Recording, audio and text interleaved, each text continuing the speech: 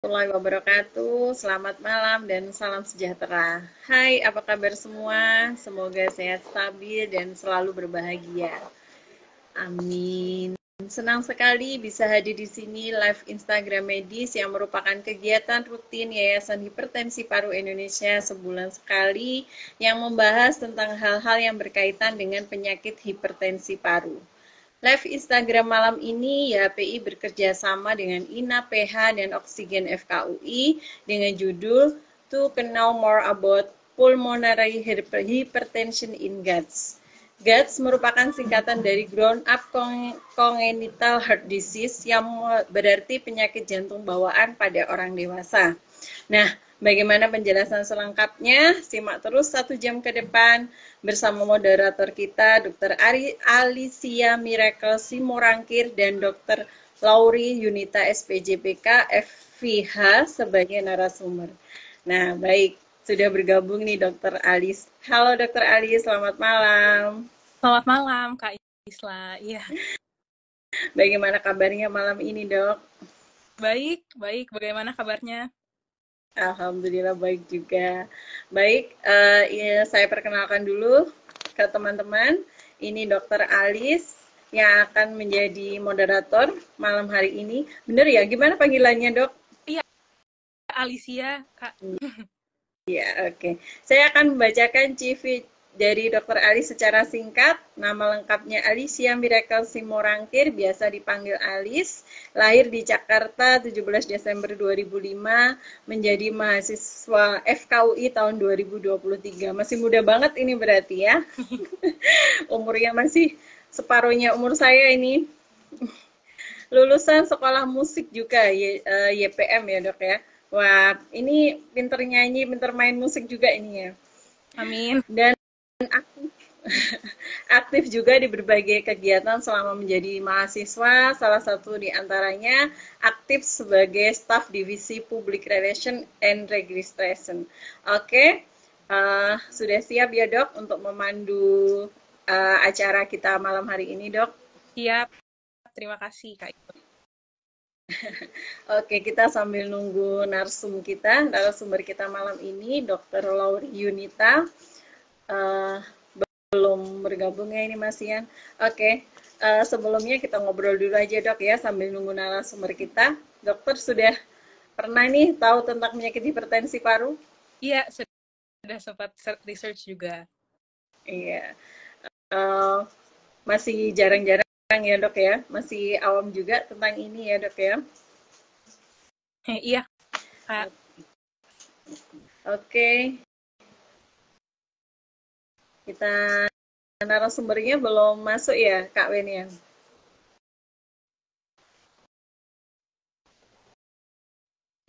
Oke, sambil nunggu kita tanya kabar teman-teman yang sudah bergabung malam hari ini. Bagaimana kabarnya teman-teman? Ini komentarnya masih dibuka ya. Halo teman-teman semua, bagaimana kabarnya malam hari ini? Sehat stabil? Nanti teman-teman jika ingin mengajukan pertanyaan, silakan tulis ya di kolom pertanyaan. Nanti akan dijawab jika waktunya cukup, akan dijawab oleh narasumber kita malam ini. Oke, halo Mbak Nuris. Ini cuacanya panas banget di sini. Bagaimana cuaca di Jakarta, Dok? Selamat malam. Selamat malam, Dokter. Bagaimana kabarnya malam ini, Dok? Baik, puji Tuhan baik. Oke. Kedengaran ya suara saya? Iya. Oke, karena narasumbernya sudah bergabung, saya serahkan kepada Dr. Alis untuk memandu kegiatan live Instagram kita malam hari ini. Silahkan Dr. Alis. Baik, saya izin buka ya. Terima kasih, Kak Isla. Selamat malam, HPI. Terima kasih atas waktu dan kesempatannya, HPI, dan juga berkolaborasi dengan PH. Dan juga tentunya kepada narasumber kita malam ini nih, Dr. Lauri Yunita, spesialis jantung pembuluh darah konsultan PH. Terima kasih dok sudah bersedia meluangkan waktunya untuk memberikan edukasi nih mengenai to know more about pulmonary hypertension in grown-up congenital heart disease di live Instagram kali ini. Sebelumnya, saya izin memperkenalkan diri terlebih dahulu. Saya Alicia Miracle, selaku moderator pada hari ini. Dan sahabat IHPI dan juga Dr. Lori dapat memanggil saya Alicia. Nah, seperti yang saya sudah sebutkan tadi, di sini kita udah kedatangan nih narasumber yang luar biasa. Beliau adalah seorang spesialis jantung pembuluh darah yang tentu saja berkecimpung lama nih di bidang pulmonary hypertension ini. Oke, tanpa berlama-lama lagi, mari kita sambut Dr. Lori Yunita, SPJPK FIHA. Selamat malam, Dr. Lori. Bagaimana kabarnya, Dok? Selamat malam, Alicia. Baik. Puji Tuhan. Gimana, Alicia, kabarnya? Aisyah, Baik, Dok. sehat? Puji. Ya. Baik, Dok. Baik. Oke. Udah kedengeran ya suaranya? Iya, terdengar. Jelas, cukup jelas. Oke, mungkin izin ya dok, sebelum memulai diskusi kali ini, saya mau memberikan informasi singkat mengenai diskusi kita. Jadi malam hari ini, saya dan juga teman-teman IHPI di sini akan belajar banyak nih dari dokter selama kurang lebih 60 menit ke depan. Dan apabila rekan-rekan yang menonton punya 1 atau 2 buah pertanyaan, bisa langsung saja nih mengajukan pertanyaan dengan menuliskan di kolom komentar, supaya bisa saya bacakan dan langsung dijawab oleh Dr. Lori. Nah, selanjutnya, sebelum kita memulai diskusi dengan dokter, alangkah baiknya nih kita mengenal lebih jauh tentang Dr. Lori. Izin membacakan CV dokter. Ya, Dokter lahir di Kupang, mengenyam pendidikan dokter umum di FK Universitas Kristen Indonesia, dan melanjutkan pendidikan spesialisnya di FK Universitas Brawijaya, dan lulus pada tahun 2015. Beliau pernah bekerja sebagai dokter umum di Medco Foundation hingga sampai akhirnya menjadi staf RSUD Prof. Johannes Kupang hingga sekarang dan menjadi bendahara pengurus Perki cabang NTT. Wah, luar biasa sekali ya dok. Sekian banyak pengalaman nih yang akan kita gali pada malam hari ini. Apakah dokter sudah siap dok untuk memulai diskusinya? Ya, mari kita mulai. Oke, mari kita mulai ya dok. Mungkin untuk memulai diskusi malam hari ini nih dok, kita coba mungkin bersama-sama kali ya merefresh pemahaman dan pengertian kita tentang apa sih hipertensi pulmonal atau hipertensi paru itu dan bagaimana hubungannya dengan pasien penyakit jantung kongenital dewasa. Waktu dan layar saya persilakan ya dok. Baik, terima kasih Alicia. Jadi kalau melihat judulnya pada malam hari ini, pulmonary hypertension in GUDS ya, GUDS itu adalah grown up congenital heart disease. Itu adalah istilah yang dipakai dulu. Kalau di guideline yang baru, itu istilah yang dipakai adalah adult congenital heart disease. Pengertiannya kurang lebih sama, yaitu pasien-pasien penyakit jantung bawaan yang menginjak usia dewasa. Jadi perkembangan dari teknologi baik itu di bidang medis, kemudian mulai dari terapi jadi pengobatan sampai akhirnya tindakan atau ya tindakan baik itu transkateter atau perkutan dan tindakan surgery atau pembedahan. Nah, sudah mengalami banyak kemajuan sehingga pasien-pasien dengan PJB sekitar kira-kira 90% itu mengalami kemampuan untuk survival rate atau bisa mencapai usia dewasa dibandingkan dulu waktu belum terlalu berkembang teknologi dalam hal medis. Nah, salah satu komplikasi yang banyak terjadi pada pasien-pasien penyakit jantung bawaan itu adalah hipertensi paru atau pulmonary hypertension yang kalau secara diagnosis, secara definisi itu disebut bahwa pulmonary hypertensi adalah kondisi di mana tekanan pada arteri paru itu lebih dari 20 mm merkuri. Seperti itu, Alicia. Baik, dok. Jadi untuk hipertensi paru sendiri, ini adalah kondisi di mana tekanan arteri parunya itu melebihi 20 mm Hg ya dok. Dan untuk PJB sendiri ini adalah ketika sudah menginjak usia dewasa, dan ini survival rate-nya itu mencapai 90%. Nah, untuk ACHD atau GUCH-nya sendiri, apa sih dok untuk dari segi penyebabnya dan juga apakah semua pasien ACHD ini berisiko mengalami hipertensi paru atau hanya tipe-tipe tertentu saja, dok? Ya, baik.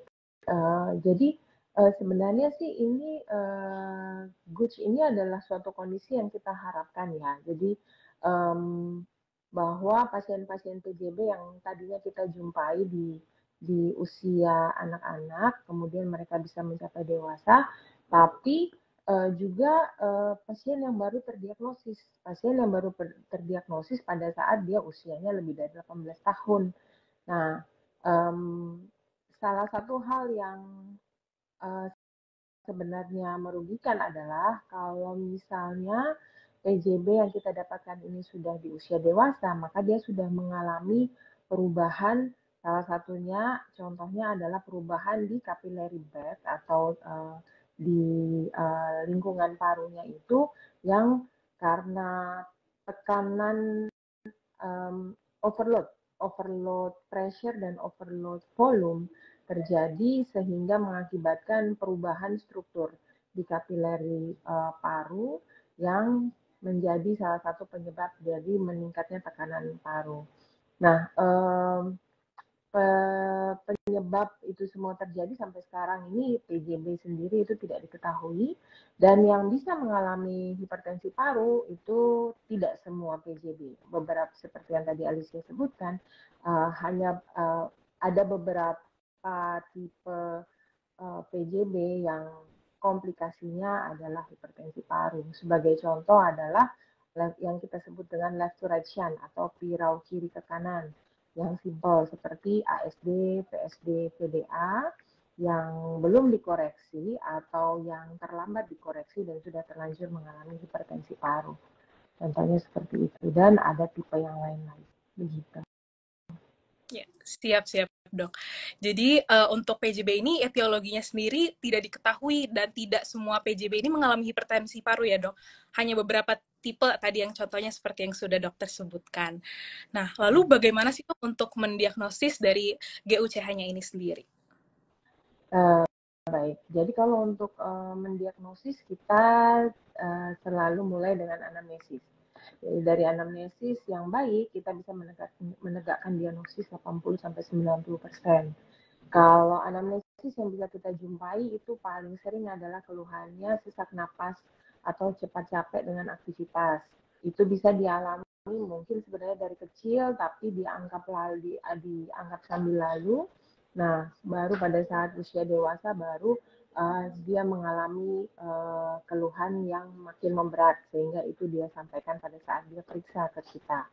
Kemudian gejala yang lain dari anamnesis yang bisa kita dapatkan itu adalah keluhan seperti nyeri dada, kemudian berdebar, itu bisa seperti itu. Nah, dari anamnesis kita akan masuk ke pemeriksaan fisik. Dengan pemeriksaan fisik yang bisa kita dapatkan antara lain pada saat kita terutama dengan auskultasi ya, kita akan dapatkan bisa berupa bising jantung atau murmur. Kemudian kita bisa menjumpai ronki kalau misalnya dia dalam keadaan overload volume. Kemudian kalau untuk pH itu sendiri, itu bisa kita dapatkan bunyi jantung duanya mengeras. Lalu dari anamnesis pemeriksaan fisik kita akan masuk ke pemeriksaan penunjang. Penunjang yang pertama untuk jantung adalah EKG 12 lead rekaman EKG. Akan memberikan informasi berupa apakah ada gangguan irama jantung misalnya, atau kita bisa menduga oh ini sudah mulai ada pembesaran jantung. Lalu setelah EKG fotoronsen dada, toraks foto.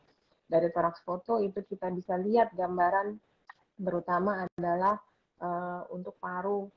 Kalau misalnya sudah ada hipertensi paru, maka kita akan menemukan konus pulmonalis yang menonjol. Kemudian pemeriksaan penunjang berikutnya yang masih merupakan first line diagnostik itu ada ekokardiografi, transtorakal ekokardiografi.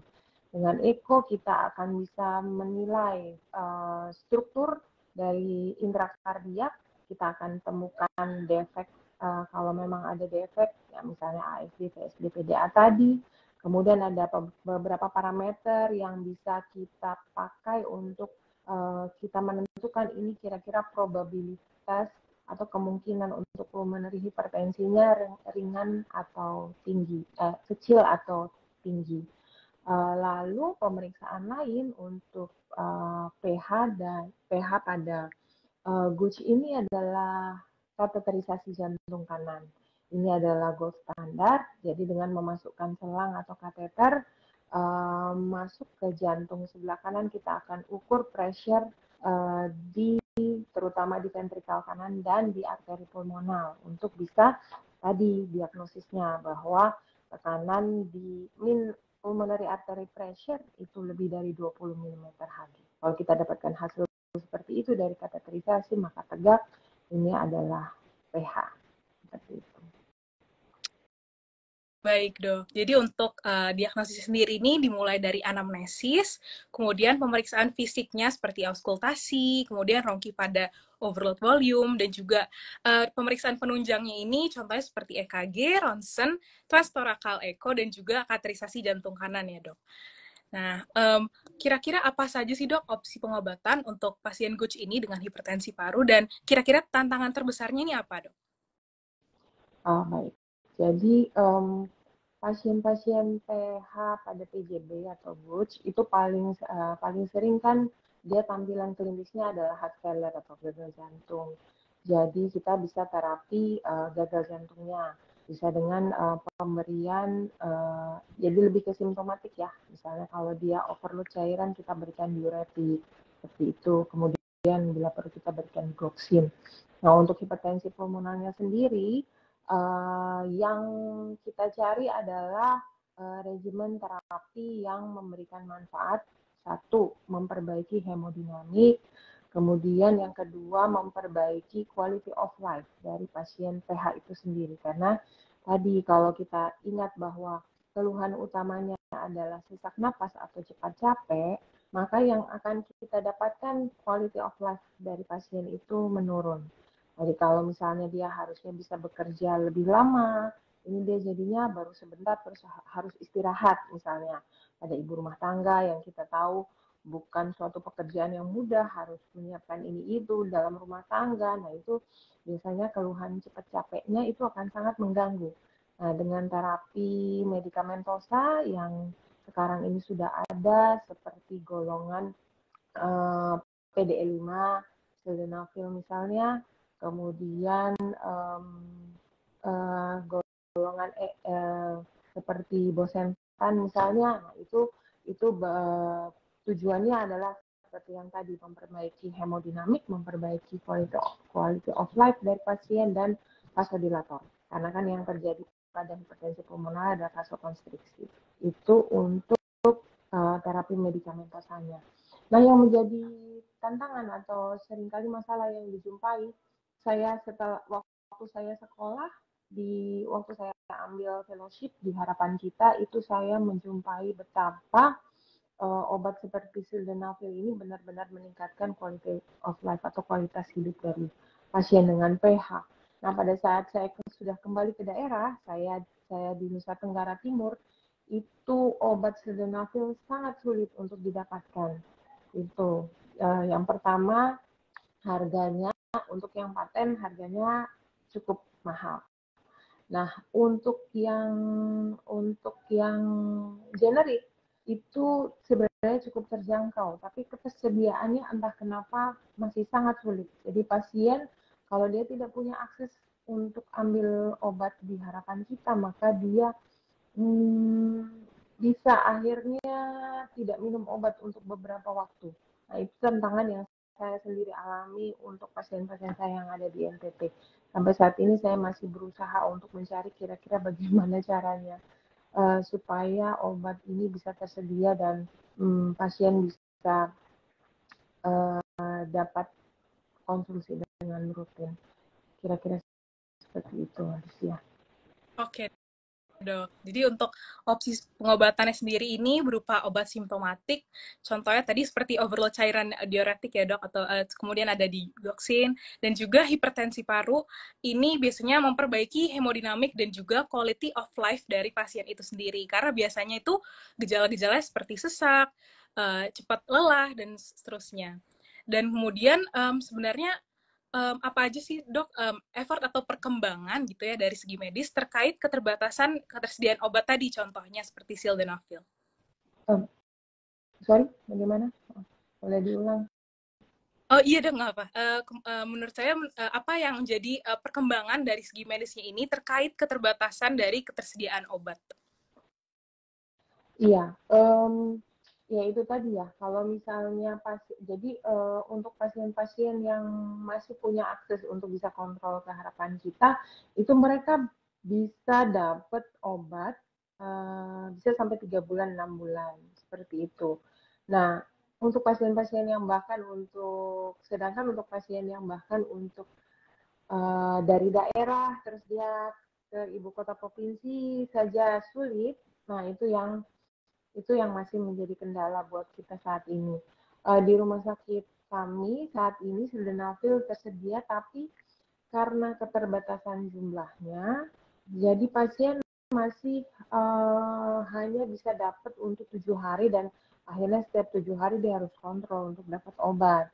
Nah, kalau pasiennya sudah kembali lagi ke kabupaten misalnya, itu akhirnya sudah pasti kalau obatnya habis dia tidak akan dapat karena yaitu ketersediaan obatnya untuk saat ini di Nusa Tenggara Timur masih cukup sulit seperti itu. Kecuali untuk yang bisa beli dari Jawa misalnya. Jadi seperti itu ya dok, untuk tantangannya sendiri dari akses ketersediaan obatnya memang mungkin sulit untuk di daerah-daerah ya dok. Kalau dari Iya. dokter sendiri, edukasi diet dan gaya hidup yang dokter rekomendasikan untuk hipertensi paru dengan GUJ ini bagaimana dok? Iya. Yang pertama sih tetap pasiennya harus rutin kontrol dan rajin minum obat kalau ada.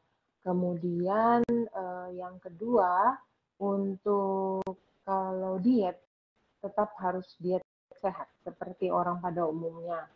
Nah, sebenarnya pola diet yang sehat itu macam-macam ya. Tapi saya sendiri menganut bahwa tubuh kita memerlukan semua elemen nutrisi, baik itu makronutrisi maupun mikronutrisi, mulai dari karbohidrat, protein, lemak, dan semua zat gizi yang lain. Jadi yang perlu diatur adalah presentasinya dari setiap kita makan gitu. Dulu pemahaman yang dulu kalau makan harus banyak nasi. Nah, sebenarnya itu pemahaman yang keliru. Jadi sebaiknya nasi itu proporsinya cukup 20-30%. Nah, yang 20%, 30%-nya serat, kemudian 50%-nya protein. Bisa dari protein nabati atau protein hewani. Jadi intinya dia tetap diet yang sehat, makan yang sehat. Kemudian kecuali kalau misalnya punya sakit lambung, ya berarti dia harus menghindari yang memproduksi gas, seperti itu, atau yang asam-asam. Kalau untuk lifestyle, workout. Jadi dia harus rutin melakukan physical activity, tidak boleh yang sedentary lifestyle. Jadi tetap harus berusaha untuk bergerak setiap hari. Syukur-syukur kalau bisa olahraga, dapat 30 menit setiap hari selama minimal 5 hari seminggu, itu adalah standar yang diharapkan. Mau lebih, kalau kapasitas fungsionalnya cukup, silahkan. Pokoknya yang penting harus atas dasar rekomendasi dari dokter jantungnya yang mengetahui persis tentang kondisi dari pasien itu sendiri. Oke, baik dok. Jadi poinnya di sini adalah meluruskan pandangan tentang diet sehat ini ya dok, mencukupi kebutuhan nutrisi, tapi di samping itu juga harus tetap dilengkapi dengan olahraga dan sesuai juga dengan rekomendasi oleh dokter. Jadi memang disesuaikan kembali ke kondisi pasien ya dok. Betul. Saya izin. Disesuaikan, saya tambah sedikit. Jadi disesuaikan dengan kondisi pasien dan harus ingat bahwa apalagi yang usia dewasa, dia masih sangat bisa untuk terkena sakit yang lain. Jadi dia tetap harus menjaga kesehatannya untuk meminimalisir kemungkinan untuk terkena sakit yang lain. Masih ada kemungkinan untuk terkena sakit jantung koroner misalnya, terkena sakit gula misalnya. Nah, yang seperti itu harus dihindari untuk tetap menjaga hidup sehat. Siap dok. Jadi ini sebenarnya udah ada muncul pertanyaan ya dok. Saya izin bacakan pertanyaan yang di kolom komentar. Pertanyaannya, apakah orang yang terindikasi GUJ ini boleh olahraga dok ke gym gitu misalnya? Oh ya, baik. Terima kasih pertanyaannya Bapak Rinaldi. Jadi kembali lagi mungkin biar paham bahwa GUJ itu adalah orang PJB usia dewasa. Apakah boleh berolahraga gym? Sekali lagi harus terlebih dahulu berkonsultasi dengan dokternya. Karena dokter perlu untuk mengetahui functional capacity dari pasien itu. Jadi yang paling simpel adalah dengan melakukan 6-minute walk test. Kalau dalam 6 menit pasiennya berjalan bisa dapat lebih dari 450 meter, itu dianggap kapasitas fungsionalnya cukup. Nanti dokter akan merekomendasikan tipe olahraga apa yang boleh dilakukan oleh pasien. Tapi batasnya adalah moderate intensity. Moderate intensity sport itu cara mengenalinya adalah dengan kalau dia melakukan olahraga tersebut, dia masih bisa bicara satu kalimat tanpa terputus, nah itu berarti masih masuk ke moderate intensity.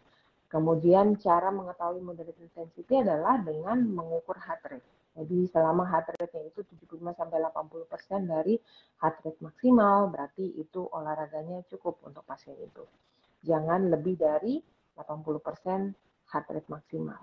Jadi boleh untuk olahraga apapun, tapi yang penting harus konsultasi dulu supaya dokter yang akan merekomendasikan tipe olahraga apa yang cocok untuk pasien A, mungkin beda dengan pasien B, dan seterusnya.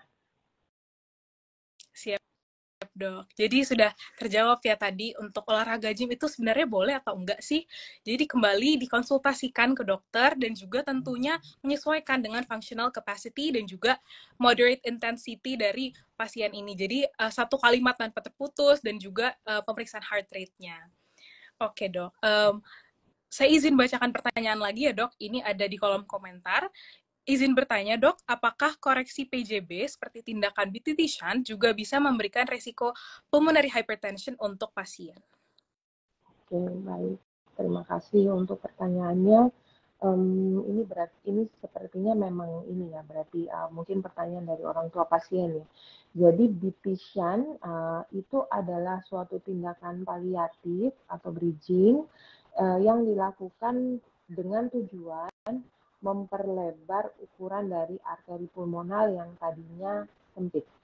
Tadi biasa pada pasien misalnya dengan TOF, tapi pulmonary arterinya very tight atau ya severe pulmonary stenosis, itu biasanya sebelum dilakukan total repair itu harus dilebarkan dulu ukuran arteri pulmonalnya. Kita biasanya pakai patokan Medgun. Jadi perbandingan antara ukuran RPA tambah ukuran diameter LPA dibagi dengan diameter AUD. Nah, kalau belum Medgun targetnya belum tercapai, maka akan dilakukan BT shunt. Nah, kalau untuk pasien dengan BT shunt, risiko untuk pulmonary hypertension sebenarnya minimal. Karena justru yang terjadi pada pasien-pasien dengan pulmonary stenosis itu dia justru restricted pulmonary blood flow. Jadi aliran ke parunya justru berkurang. Nah, kadang dengan dilakukan BT shunt pun ukuran target arteri pulmonal yang sebenarnya diinginkan itu sulit untuk tercapai. Tapi kalaupun tercapai, resiko untuk terjadi hipertensi paru itu sebenarnya kecil. Karena dari sananya, artinya dari baseline-nya, mereka punya morfologi restricted pulmonary blood flow. Kira-kira seperti itu kalau untuk pasien BT shunt. Resiko pH-nya kecil. Oke dok, jadi sudah terjawab ya tadi mengenai tindakan BTT shunt ini yang merupakan tindakan paliatif atau bridging untuk memperlebar arteri pulmonal, misalnya contohnya pada pasien TOF severe pulmonary stenosis. Dan ini konsekuensi dari hipertensi parunya memang minimal ya dok berarti? Iya, karena yaitu tadi fisiologinya adalah restricted pulmonary blood flow. Kalau untuk hipertensi paru itu fisiologinya adalah overload, jadi overflow, lung overflow, increase pulmonary blood flow. Jadi risiko untuk hipertensi hipertensi paru pada pasien dengan restricted pulmonary blood flow itu minimal. Siap-siap, Dok. Sebenarnya kenapa sih, Dok, masyarakat tuh harus tahu mengenai pulmonary hypertension pada GUJ ini, dan kira-kira komplikasi apa yang terjadi biasanya pada pasien GUJ dengan hipertensi paru ini, Dok? Ya, masyarakat perlu tahu karena sebenarnya pasien-pasien dengan hipertensi paru ini yang akan dia alami adalah penurunan kualitas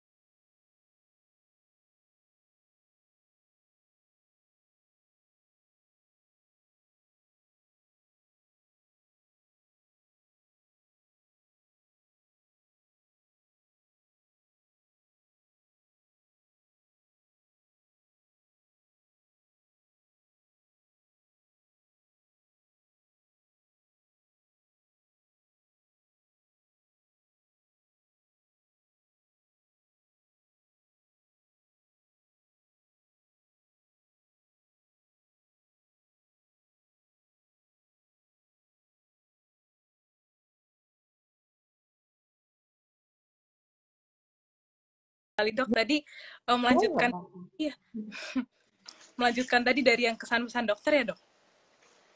Oh iya, tadi apa ya lupa. Oh iya, buat para penderita hipertensi paru tidak boleh kehilangan semangat, harus tetap semangat dengan minum obat dan rutin kontrol, menjaga hidup sehat, harapannya kualitas hidup akan menjadi lebih baik dan dapat melakukan semua aktivitasnya juga dengan baik. Ya, Seperti baik dok. itu. Saya izin mungkin sedikit mengulas merangkum ya dok dari diskusi pada malam hari ini karena sudah sampai di penghujung diskusinya nih. Jadi mengenai pulmonary hypertension ini, hipertensi pulmonal atau PH adalah kondisi di saat tekanan darah di arteri pulmonalis ini melebihi 20 mmHg yang dapat seringkali diakibatkan oleh penyakit jantung kongenital dewasa atau yang disebut juga dengan GUJ. Di mana ini kelainannya ini defek jantung bawaan yang bisa berlanjut hingga dewasa. Nah, untuk pengobatannya seperti yang sudah didiskusikan sebelumnya, pengobatan untuk GUJ dengan pH ini contohnya seperti terapi gagal jantung, diuretik, dan juga obat-obatan khusus untuk pH seperti PDE5 inhibitor, sildenafil, dan bosentan. Tadi sudah disebutkan juga tantangan utamanya ini mengenai keterbatasan dari akses dan ketersediaan obatnya ya dok, dan juga mungkin biaya-biaya yang tinggi. Kemudian yang poin penting juga adalah edukasi mengenai diet yang seimbang dan juga aktivitas fisik yang disesuaikan dengan kondisi pasien untuk meningkatkan quality of life. Baik, tidak terasa ya dok, sudah 1 jam tadi berbincang bersama dokter dan sudah banyak sekali ilmu bermanfaat yang bisa diambil. Namun mungkin kita cukupkan sampai di titik ini ya dok ya. Sekali lagi saya ucapkan terima kasih banyak untuk Dr. Lauri. Terima kasih dok sudah hadir di live malam hari ini. Terima kasih juga kepada sahabat YPI yang sudah menonton dan menyimak dan juga mungkin turut meramaikan live IG malam ini ya. Mungkin sekian dari saya selaku moderator. Mohon maaf apabila ada kata-kata yang mungkin kurang berkenan di hati dokter dan juga sahabat HPI sekalian. Saya izin kembalikan ke host ya dok. Oke, terima kasih Dokter Alicia. Terima kasih Dokter Lori Yunita.